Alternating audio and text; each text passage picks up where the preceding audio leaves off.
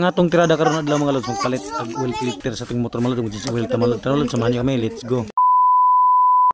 For today's video mga lods, kini atong tirada karon adlaw mga lods, mag-change oil ta lods sa ating motor nga Raider mga lods. Dalason pala mga lods, ito yung gamit ko mga lods magpalit ng langis o mag-change oil sa aking motor nga Raider mga lods. Kasi mga lods, ito yung advice sa kumpanya mga lods nga ito ang langis ang gamitin mga lods. Ba siyempre mga lods, pag magpalit tayo ng oil mga lods, magpalit din tayo ng filter mga lods sa motor nga Raider mga lods. Ito pala yung motor mga lods, ating papalitan ng langis at saka filter mga lods.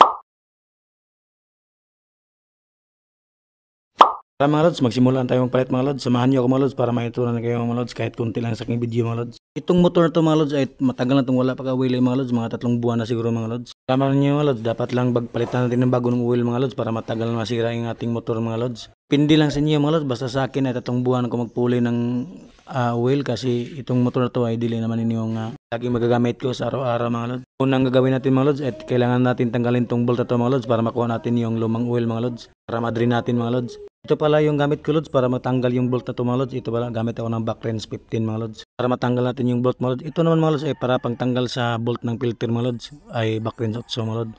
Lumero 8 yan mga lods. Tanggal natin dito mga lods sa lalagyan ng filter mga lods. Kasi madumi na yung filter mga lods, kailangan natin palitan ng bago mga lods. Tara mga lods, atin ang bisahan natin lods, tanggalin natin yung bolt mga lods para makuha natin yung malumang oil mga lods.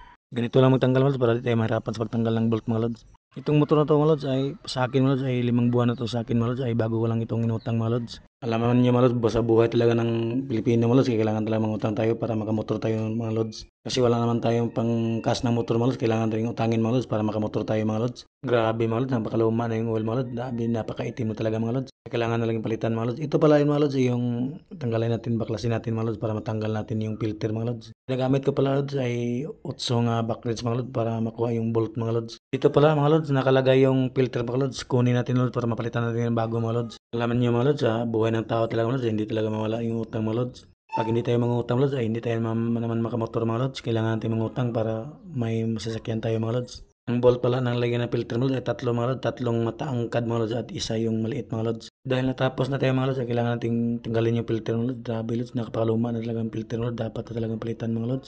Yan yung mga lods, napakaitim talaga mga lods. Paglabas pala ng filter mga lods ay kailangan lang punasan yung ilalim mga lods. Grabe, napakaraming dumi dyan sa ilalim, kaya kailangan natin kunin mga lods. Ito pala ilalagay yung oil mga lods, ay kailangan natin tanggalin yung takip niya lods para malagyan natin ng oil mga lods. Para malinisan natin yung takip mga lods kasi napakadumi yung takip mga lods. Lagyan tong hangin lods para mawala yung dumi sa mga lods. Ayan mga lods, tapos na tayong paghangin mga lods, nawala na yung mga dumi sa lalim ng makina mga lods, ay kailangan nating ibalik yung bolt na to mga lods para malagyan natin ng oil mga lods. Yan siya mga lods. Dahil natapos na yung bolt sa lalim mga lods, ay ito naman ilalagay natin yung filter, bagong filter mga lods. Ganyan lang mga lods, maglagay ng filter mga lods para maganda yung paglalagay mo ng filter sa ilalim ng makina mga lods. Dahil natapos na tayo mga lods, ay kailangan nating ibalik yung mga bolt mga lods sa filter mga lods. Fast forward ko na lang ito mga lods para tingnan nyo mga lods kung paano ko gagawin yung paglalagay ng mga oil sa ilalim ng makina. Yan mga lods, dahil okay na mga lods, ay try natin ito rin yung mga lods kung okay ba siya mga lods.